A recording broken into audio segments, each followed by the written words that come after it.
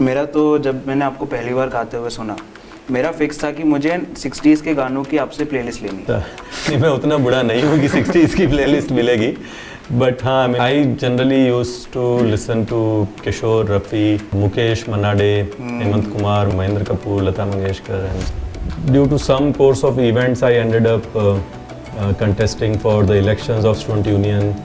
I got elected as the president of the college where I was studying and so on. So it was fun. I mean, all in all, I read a lot of stuff, almost all the Purans, Mahabharat, Gita, Ramayana, Ramcharitmanas, all kinds of stuff.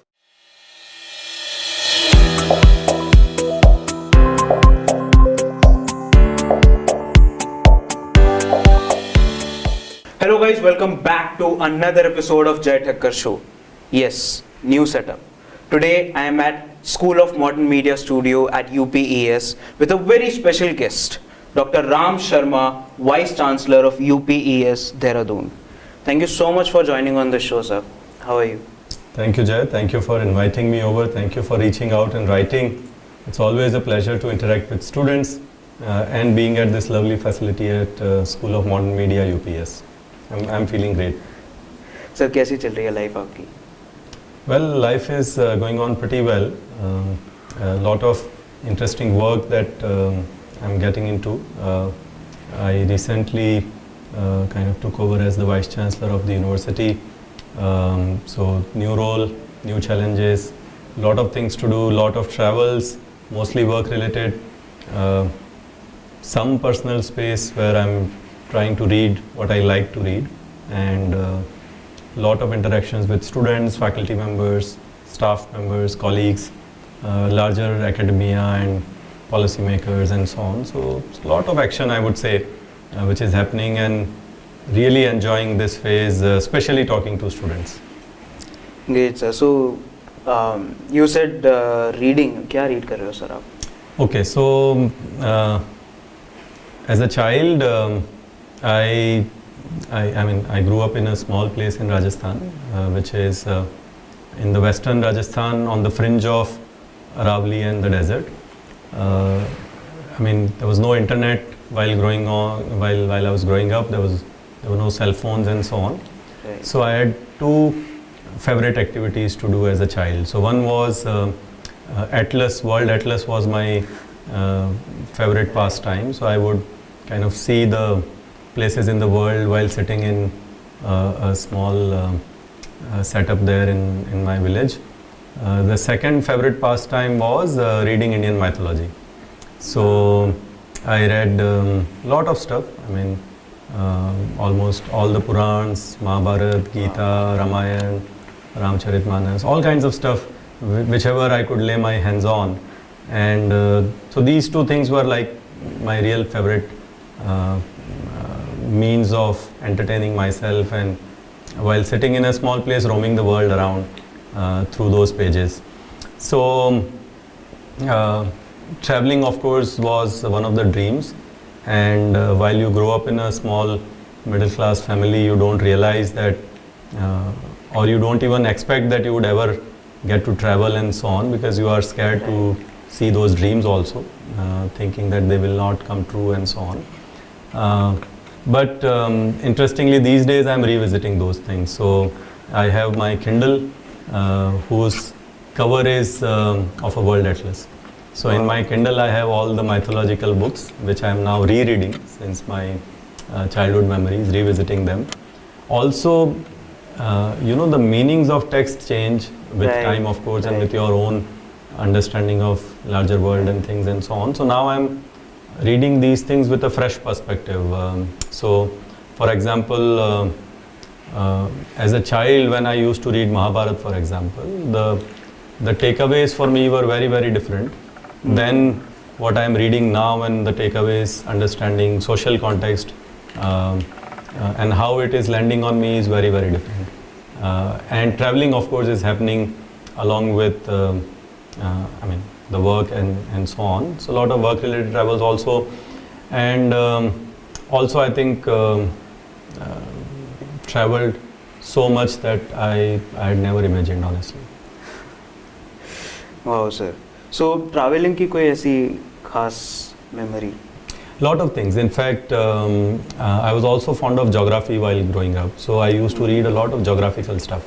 So and as a consequence, there were a lot of kind of dream destinations, so to say. And one of the dream destinations was Iceland, for example. And why I thought so was because I was reading this mid-Atlantic oceanic ridge and so on. And there is only one place on the earth where that mid-oceanic ridge is on the surface of the land, and that is Iceland. The other thing was also that, the other thing also is that you get to see Northern Lights also, and which is Aurora Borealis and Aurora Australis, which has Earth's magnetism, and being a physics training also, I wanted to see Northern Lights and so on. So one experience was that I wanted to see this place, this mid-oceanic ridge, and literally one can walk between two tectonic plates. On the one side of you is the Eurasian plate, on the other side of you is North American plate, and you are walking between these two plates literally. The second is, of course, Northern Lights one can see. The third is, despite being a small country, the geographic landscapes it has is very, very interesting. So it has a lot of, for example, geysers, fumaroles, and whatnot. So it was very, very interesting experience visiting Iceland. So I did visit Iceland. There were many others. I wanted to also see a live volcano, which I was able to see in Hawaii and so on. So a lot of interesting stories of travel and so on. I've hiked on several active volcanoes, including Mount Vesuvius in Italy, Mount Mauna Kea in Hawaii, Mount Agung in Bali, Indonesia, and whatnot. So very, very interesting travels, I would say. And someday, if time permits, I'd love to write my travel logs and share my experiences with the larger world. Sure, sir. I'm sure we can have one more podcast on specifically dedicated to your travel. So you said that you were training in physics, and now you are mostly into academia. How that transition happened? Well, it was not planned, honestly. So I mean, I started my career as a faculty member. I was teaching at one of the universities in India. And then, I mean, now if I look back, then I do think that I had inclination towards kind of taking up additional responsibilities and doing more than I was expected to do and so on. And also during that process, I started to develop my interpersonal skills better and so on, because eventually when you take up any administrative role, essentially you are required to work with people. Right. So I think by way of taking up those early additional responsibilities, I got to work on myself so that I could start working with other colleagues and students and so on. And that then kind of organically opened the doors of certain opportunities, which I think I kind of flew with the flow, and therefore kind of things happened the way they happened. I mean, it was honestly not planned when I took my first step, but as you start a journey, then you kind of, on the way, you keep experiencing and exploring things, and honestly, I never thought of this destination where I am right now, but this is how it evolved. Beautiful, sir. So, कैसे थे आप sir college days में? I mean, college days mein I was also like any other student. I mean, not really. In fact, if I now think back, and now that you asked me, so I grew up in a small place, and my school up to 12th class was a Hindi medium government school. Mm-hmm. And therefore, you know, you have this notion of, and I had not seen any outside world outside my school or my kind of small place, except maybe one or two visits here and there. But that was also within Rajasthan predominantly. So I had not seen the larger world. My awareness was also limited, and I was also a first generation learner in my entire family from father and mother side. Oh. So, I mean, the guidance or mentoring support that one might receive from family or relatives was also not there. Right. So I was kind of a timid person. I mean, I was okay in studies, I would say. I was better than the class average, but underconfident, I would say, because I had never seen the world and so on. And when I transited to a college, which was again not a very great college, so to say, it was also a government college, which was about 40 kilometers from my village. So I used to commute every day by government bus, 40 kilometers each way, so about 80 kilometers of commute I used to do every day. What also happened was that so when I went to college, of course colleges are a little bigger than schools. Right. So I got to meet different kinds of people. Some people were from a little bigger town than the town where I grew up and so on. Right. So I did get to see different people and so on. One of the first things was that few people for the first time I saw were speaking in English, which I was terrified of. I studied in Hindi medium school, and my college was also in Hindi medium. So I did my bachelor's also with Hindi medium. So speaking English was a nightmare. And but then I think it was compensated by other social skills that I had. So I do believe that I had reasonably good social skills. So I made a lot of friends. I used to participate a lot in sports and cultural activities and so on. And due to some course of events, I ended up contesting for the elections of student union. I got elected as the president of the college where I was studying and so on. So it was fun. I mean, all in all, I was okay in academics, but I also did a lot of things outside the academics. So sports, cultural activities, student politics and whatnot. So it was great fun, I would say. तो time कैसे manage करते थे उस time? So time management, honestly, I did not even know what time management is. One good thing used to happen in those days was that we used to get a lot of holidays. So I think the holidays would start from Navratri, Dashara season, and will go on till Diwali, more or less. Oh. And the summer break also used to be significant duration. So that time, of course, one used to get to plan and catch up on the studies or the classes one might have missed and so on. The second thing was for me, which was a blessing in disguise, was that every day I used to get 2 to 3 hours in a bus where I was with myself commuting. Right. So a lot of time for thinking that what am I doing with my life? What should I be doing? Okay, if I did not read this thing, then how do I catch up? What else can I do? Okay, auditions are coming up, so I should prepare for this particular song, or I should practice. In fact, many a times the common thing that I used to do in bus is to practice certain songs that I will pick up, especially the difficult songs. And one of the songs that I picked up during those times, and I practiced a lot, it was very hard because I'm not a trained singer, so to say. I was a bathroom singer trying to kind of improvise on myself and so on. But then I learnt a very difficult song, which was Laga Chunari Mein Daag, and with all the tarana and so on. And that I learnt only in the bus. So while going and coming back for almost 3, 4 months, 5 months, I practiced, and then I kind of picked up that song. So it was quite interesting. So this is how I generally used to get me time, so to say, in today's terms. And it was fun. तो singing में शौक कैसे आया sir? I mean, by listening predominantly. So I think my mom was fond of Bollywood music, particularly while she must be growing up. She used to hear radio pe Lata Mangeshkar and those people.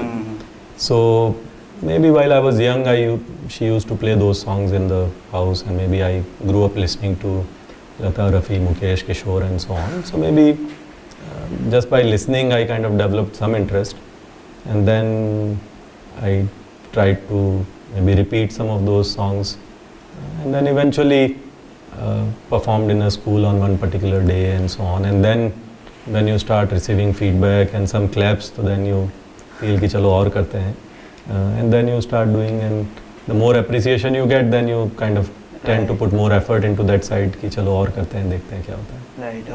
अभी तक हमें entertain करते आ रहे हो. I mean, honestly, I do not know whether you guys get entertained or not, but I like it, so I enjoy it. Sir मेरा तो जब मैंने आपको पहली बार गाते हुए सुना, मेरा फिक्स था कि मुझे 60s के गानों की आपसे प्लेलिस्ट लेनी है सर. अच्छा, नहीं मैं उतना बुरा नहीं हूँ कि 60s की प्लेलिस्ट मिलेगी, but हाँ, I mean I generally used to listen to Kishore, Rafi, Mukesh, Manade, Hemant Kumar, Mahendra Kapoor, Lata Mangeshkar, and so on. So I mean, my playlist was quite broad that way. हमारा sir like when we used to I used to listen I used to listen songs in 2000s क्योंकि उसी time पे exposure मिला था songs का. And now when I start listening to songs, majority मेरी playlist में sir आपको पुराने गाने मिलेंगे. And I'm like now I'm finding कि कोई मिल जाए मुझे पुराना गाना एक बता दो नया. No, that's nice. I mean, that was a very good era for music. Right. I think a lot of classical ragas were used to compose those songs and so on. Also, I feel that because the electronic devices were not those many, generally all the instruments that were used were also natural and acoustics and so on. So it sounds more natural and melodious to me, at least. I'm generally not too fond of electronic music and so on. I like the natural way, the old way, like it was. Great sir. Sir, तो अभी vice chancellor बन के do you feel satisfied कि हाँ जितनी भी मैंने पहले मेहनत करी थी अब वो मेहनत का फल मिलता आ रहा है? No, I think this is not the way I look at it. Okay.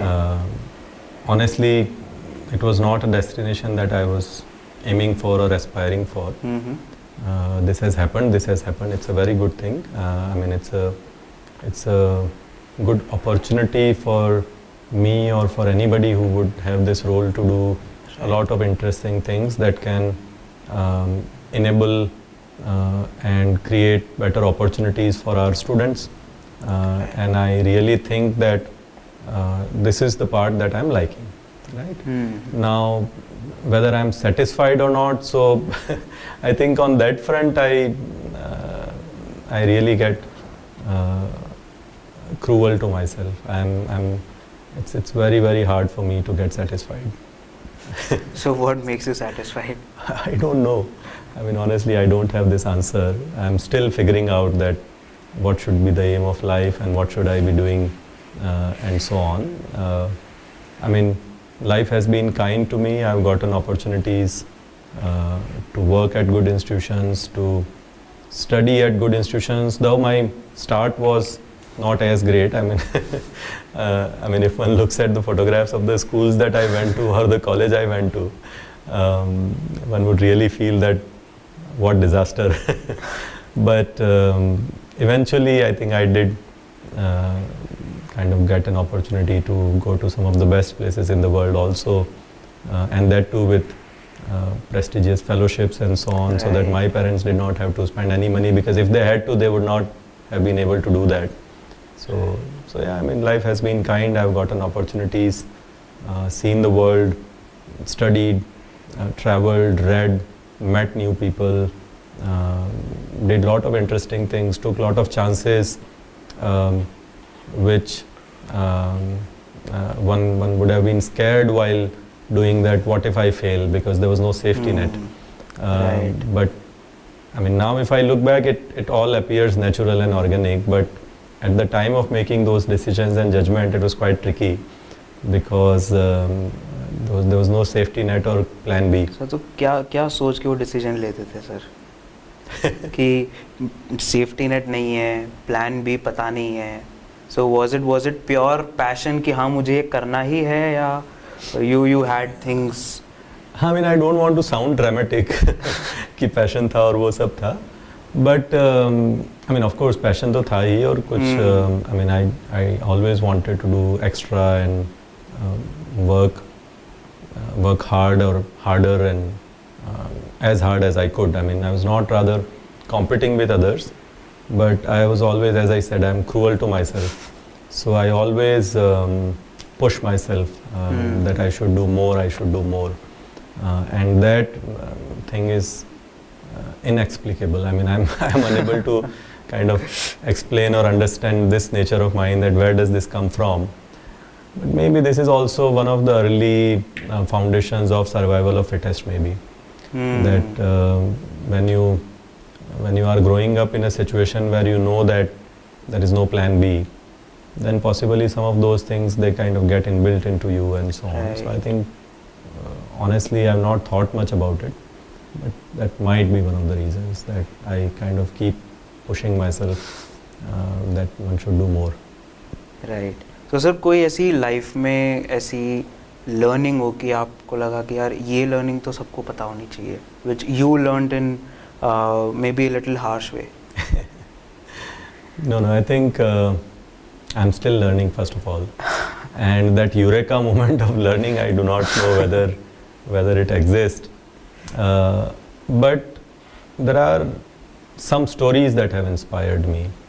And I try to share those stories wherever I get a chance. And in fact, the crux of those stories I've tried to write on the welcome note of Vice Chancellor at University website also. Right. And essentially, there are 2-3 things. So one is a story, very short story, that in river Ganges there was a rock, and in the shelter of the rock there was a crab family. And they were kind of clinging to their lives in the shelter of that rock, because the flow of the river was quite furious and kind of fast. So they felt that if they leave the shelter of the rock, they will be kind of taken away by the river, and they might lose their lives and so on. Now, one of the crabs was named as Siddharth, and he used to talk big and whatnot. So everybody used to call him foolhardy, that he's a gone case. And the monotony of that life kind of really wearied him. He used to think that what am I doing here? Why am I here? I should see the larger world and so on. So he used to tell everybody around him, his friends and family, that I will leave this shelter of rock and I will see the larger world and so on. And everybody used to tell him that you are idiot, you will immediately die if you leave the shelter of this rock. So one fine day he decides that here I go. I mean, I can no more kind of take this monotony, and I really want to experience life. So he kind of let himself loose. He comes out of the shelter of the rock, and the river currents take him kind of away. First, of course, the currents take him to the bottom of the river and kind of hits him on a stone or something. But at the same time, the currents also lifts him, and kind of now he's riding the waves in the river, seeing the entire world and so on, and seeing it for the first time. The first crab in the history of crabs who's seeing the larger world, riding the waves, and kind of exhilarated at his achievement that, I mean, I'm one with river, I'm one with the larger world. And all the crabs who were left behind in the shelter of the rock, they start shouting that, Siddharth, you've done something incredible. You are Mahan, you are great. No other crab in the world has done that in the history of crabs. And Siddharth shouts back at them that I am no different than any of you. Each one of you has the same potential, and you also let it go, and you will also become like me. But everybody keeps shouting that you are great and you have done some amazing stuff and so on, but nobody is letting go. And of course, Siddharth flew with the river and leaving a legend of a Siddharth who had come amongst crabs, who had created a history and who had seen the larger world and some supra reality and so on. So this story inspires me that, of course, these names are symbolic. So as human beings, we say that one Buddha had come, which is Siddharth, and he had done something and so on, and all of us say that he was God and whatnot and so on, but essentially forgetting that he used to say that each one of us have the same potential, and we all can become Buddha. But we worship him, we say that he was great and so on, but none of us actually strive to become one. So that's kind of my motivating thing. I think यही mindset था आपका जो बिना plan B के first plan decision making में help करता था? पहले पता नहीं था, आई थिंक ऑनेस्टली, मतलब I would lie because I hear lot of motivational speakers and so on जो बोलते हैं कि बचपन से ही हमें पता था क्या करना है. मुझे तो आज तक भी नहीं पता है क्या करना है. But just that I did experiment with things, and some experiments failed. I mean, I failed many a times. Some experiments did succeed, but you would not figure out that what would succeed and what would fail unless you try. So one has to try different things and then figure out. But not trying is not kind of something which is going to take one anywhere. Right. So sir, अब थोड़ा as a vice chancellor आपको question पूछता हूँ कि sir, India में अभी हम देख रहे हैं कि India is now slowly becoming the centre of the world. It is coming in eye of every country. So हम इंडिया में स्टैनफोर्ड कंपीटिंग यूनिवर्सिटीज़ कब तक देख पाएंगे? Okay, so I take this question as when would we have good universities in India, right? Right. I mean, Stanford or Harvard, those notional names are there, which is okay. See, I mean, first of all, Stanfords, Harvards and Oxfords are not created in a day. They have a long history behind them, and for a large period of time, especially for example, if you look at Oxford and so on, they were theological institutions and so on. So they were not as great in quality or fame as we know them today. Right? They evolved over time and so on, and India kind of being what it is and so on, the process of development, creation of wealth, youth, aspirations and all those things surely has a recipe of making lot of these great institutions. Right. However, it requires a consistent and persistent efforts to make great institutions. Essentially, great institutions are built by three ingredients: great faculty members, good quality learners, and by good quality I mean people who really sincerely want to learn, not somebody who got 100% marks in class 12th. Right. So that's what my definition of learner would be, because traditionally also in India, if you see, whoever was considered to be a good learner, basically ये बोलते थे कि सीखने की intent होनी चाहिए और श्रद्धा होनी चाहिए सीखने में, कि सीखना है, right? Because otherwise everybody has infinite potential, like the example of Siddhartha I gave. Right. So if you want to learn, and if your heart is in right place, you will figure out a way to learn. Eklavya is a classic example. Whether you have Dronacharya or not, you will learn if you want to learn, right? Right. So good teachers, good faculty members, students who want to learn, and then some conducive atmosphere and infrastructure. So these are generally the three things that are required to create any good institution, right? And I think we do have in bits and pieces these three ingredients spread across India. I mean, there are many good institutions, but I think a combination of all three, which is what would result into really great quality institutions, is what I believe. Right, 100%. And sir, the new education policy, which in 2020 we got to know about and is on its implementation. What do you see? What potential do you see in it? Because from many a times we all have been complaining कि यार Indian education system में ये problem है, ये problem है, ये problem है, and specially people like me who don't want to limit oneself to just learn physics. I also want to learn philosophy, I want to learn this, I want to learn that. So what potential do you see as Vice Chancellor of India's #1 private university? Okay, so see, the national education policy is a very good vision document, right? It does kind of lays down a very bold and nice vision for the entire country, right? Right. Now, there is always a challenge when you want to implement a great vision into reality. And also because India has a very, very large number of institutions. If you look at tertiary education institutions alone, we have close to 50,000 institutions, colleges, universities, all kinds of standalone institutions and whatnot. Now, and all those institutions have varying quality of the 3 parameters that I mentioned, faculty, Hmm. students and infrastructure, right? Right. Now, therefore, the implementation would become quite challenging in Indian context, because the kind of system that is being envisioned is very, very good. It's kind of learner-centric and so on.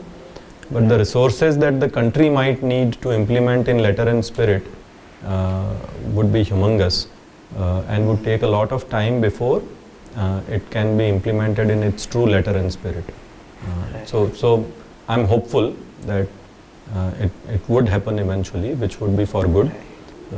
UPS has already taken steps into this direction of implementation and so on, which we are working on. And hopefully it would benefit the learner community a lot. Great, sir. One last question. कैसा लगा sir आपको podcast करके? अरे बहुत मज़ा आया. As I told you, I mean, I really like talking to students. तो मुझे तो जहाँ भी स्टूडेंट से बात करने का मौका मिलता है, मुझे बड़ा मज़ा आता है. सर कोई ऐसी आखिरी एडवाइस स्टूडेंट्स को, स्पेशली जो कॉलेज स्टूडेंट्स हैं, जो मेरे एज के हैं? अच्छा यार, देखो एडवाइस तो क्या है, एज एन एल्डर ब्रदर और whatever you say, I mean maybe a little more experienced person than you guys, but I can tell you is कि जो भी करना है मन लगा के करो. आई मीन हाफ हार्टेडली मत करो. What I and I mean all colleagues we see here is that students don't come to classes, they don't participate, I mean not even classes, but students don't even come for sports and cultural activities for that matter. So I do not know what excites you guys. I mean, so find something that excites you, and then eventually, I mean, you all would start working towards it and so on. So but my only advice you would be to take up as many things as you can right now, because you have a safety net right now. You can afford failures. Maybe your parents are a safety net, maybe we are a safety net. The institution is providing you that kind of scope for failing and so on, and experimenting, because the more you move forward in your life, respective lives, the experimentation becomes difficult, because your responsibilities increase, you have a job, you have family, your parents are getting old and so on. So all kinds of things, they come up, and increasingly, I mean, it's not impossible to do things at a later point. I mean, you can do whenever you rise and whenever you want to do. But the point is that the freedom with which you can experiment right now is much more than you would have at later points, and therefore do. I mean, don't just sit idle and not do anything. Do as much as you can. Thank you so much, sir, for coming on this podcast. I really hope we can have much more podcasts even after I pass out from this university. Absolutely. Thank you. Thank you so much.